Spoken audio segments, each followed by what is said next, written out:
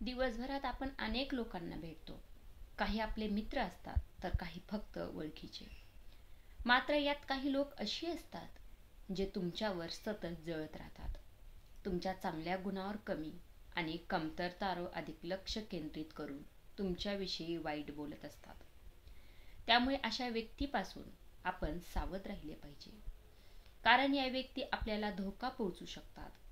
तुम्हाला मानसिक आणि भावनिक दृष्ट्या इजा करण्याचा प्रयत्न करतात. कालांतराने तुम्हाला त्यांच्यासोबत असुरक्षित वाटू लागते.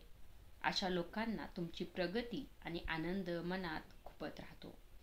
अशी लोक तुमच्या प्रगतीने आनंदी होण्याऐवजी जळत राहतात आणि वेगवेगळ्या प्रकारे आपल्याला मागे खेचण्याचा सतत प्रयत्न करत असतात. आपल्याला नकळत टोमणे मारतात, आपल्या चुका काढत राहतात आणि आपला आत्मविश्वास कमी करण्याचा सतत प्रयत्न करतात. यामुळे तुमच्यावर जळणाऱ्या लोकांपासून वेळीच सावध व्हा. पण आपण त्यांच्यापासून कसे सावध राहू शकतो हेच आजच्या व्हिडिओमध्ये आपण जाणून घेणार आहोत. त्यामुळे व्हिडिओ शेवटपर्यंत नक्की पहा आणि असेच नवनवीन व्हिडिओ पाहायला आवडत असतील तर चॅनलला सबस्क्राईब केल्याशिवाय जाऊ नका. चला सुरू करू आजच्या व्हिडिओला. पहिली गोष्ट म्हणजे स्वतःच्या काही मर्यादा आखून घ्या. आपल्यावर जळणारे लोक ही नेहमी गोड गोड बोलून आपल्याकडून सर्व माहिती काढून घेतात आणि नंतर तीच माहिती आपल्याला अडचणीत घेऊन येते. त्यामुळे तुम्हाला नकारात्मक भावना देणाऱ्या लोकांशी मर्यादा आखून घ्या. कोणाशी किती बोलायचं, किती जवळ जायचं, किती गोष्टी शेअर करायच्या, कुणाबरोबर किती बोलायचं, कुणाचं किती बोलणं ऐकून घ्यायचं, या गोष्टीच्या काहीतरी स्वतःसाठी लिमिट आखून घ्या. वैयक्तिक गोष्टी मित्रांना किंवा तुमच्यावर जळणाऱ्या लोकांना सांगणे भविष्यासाठी हानिकारक ठरू शकते. तुमच्यावर जळणाऱ्या व्यक्तीशी बोलताना कायम सावध राहावे. दुसरी गोष्ट म्हणजे अशा लोकांशी वाद घालणे टाळले पाहिजे.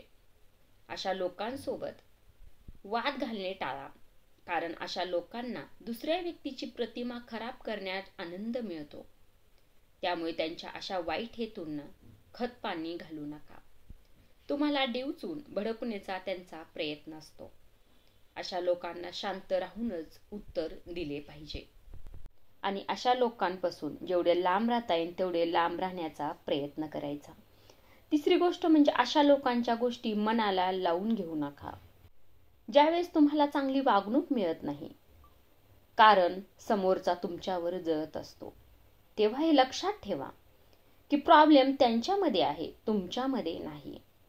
समोरच्यामध्ये कमतरता आहे, त्यांच्यामध्ये काहीतरी कमीपणा आहे, म्हणून तो असा वागत आहे किंवा ती असं वागत आहे. म्हणून अशा गोष्टी किंवा अशा माणसांच्या गोष्टी मनाला लावून घेऊ नका. चौथी गोष्ट म्हणजे खूपच त्रास होत असेल तर अशा लोकांना सडेतोड उत्तर द्या. बरेच वेळेस अशी परिस्थिती येते की आपली सहनशक्ती संपते. समोरच्याचे वागणे बोलणे मर्यादा सोडते. मी कितीही दुर्लक्ष करण्याचा प्रयत्न केला, विषय टाळण्याचा प्रयत्न केला, तरी देखील समोरचा व्यक्ती तुम्हाला त्रास देणे थांबवत नसेल. अशा वेळी उत्तम उपाय म्हणजे त्याला सरळ सरळ उत्तर देणे. पाचवी गोष्ट म्हणजे पुन्हा निस्वार्थी होऊन विचार करा. जर आरोप करणाऱ्या लोकांचे काही मुद्दे बरोबर असतील तर आपण नक्कीच त्या गोष्टीवर विचार करायला हवा. नाहीतर आपण आपल्या स्वतःच्या विश्वात राहून स्वतःवर होणारे आरोप मान्य करू शकत नाही आणि त्यावरती प्रगती करू शकत नाही किंवा त्याच्यावर सुधारणा करू शकत नाही. त्यामुळे अशा वेळेस शांतपणे विचार करण्याची देखील गरज असते. हे काही मुद्दे तुम्हाला नक्कीच मदत करू शकतात अशा लोकांपासून दूर राहण्यासाठी.